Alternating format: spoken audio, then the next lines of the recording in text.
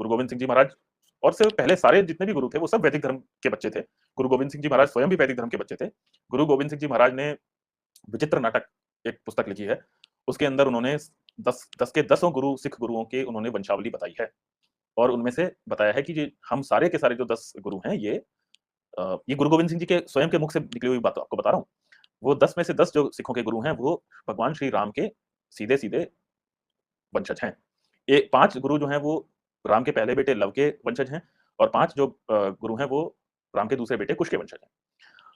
तो गुरु गोविंद सिंह जी ने ये बात लिखी है, स्वयं अपने मुँह से बताई है कि हम सारे के सारे जो सिख गुरु हैं ये सूर्यवंशी राजपूतों के खून हैं। बस कहना ये है कि हिंदू माँओं ने अपने बच्चों को इसलिए दिया था कि वो रक्षक बनेंगे।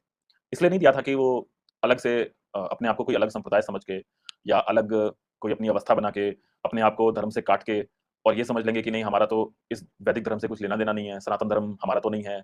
और अभी जो कुछ वर्षों पहले जो जिसको हम सिख बोलते हैं, सिक्खी बोलते हैं, क्या है ये? शिष्य का अपभ्रंश है सिख। शिष्य गुरु शिष्य परंपरा तो हमारे यहाँ पे जब से सृष्टि बनी है तब से चल रही है। कोई भी अच्छा जो विद्यावान जो पुरुष शास्त्री होता था वो गुरु होते थे और उनसे जिसने दीक्षा ले ली, उनसे जिसने शिक्षा ले ली, ज्ञान ले लिया, वो उनके शिष्य बन गए। उसी शिष्य को एक ग्रामीण भाषा में एक महापुरुष नानक नामी महापुरुष ने सिख कह दिया, तो वो सिख हो गए। तो सिख और कुछ नहीं वो शिष्य का अपभ्रंश है और गुरु तो गुरु हैं ही। तो ये ऐसा कुछ नहीं है कि गुरु की अवस्था कोई बहुत कोई नवीन चली है, हमारे यहाँ पहले से ही गुरुओं की परंपरा चल रही है।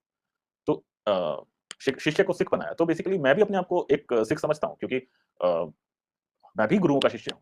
मैं भी गुरुओं से प्रेम करता हूँ और पर हाँ, मैं ये मानता हूँ कि गुरु जो है वो कोई केवल नानक जी से प्रारंभ नहीं हुए हैं। गुरु हमारे पहले जब से मनुष्य यहाँ पे अवतरित हुए होंगे, तब से उस समय पे जो-जो भी पुण्यात्माएँ जो शिक्षा देकर मानवता को ऊँचा उठाने का कार्य कर रहे होंगे, वो सब लोग उन सबको मैं गुरु कहूँगा।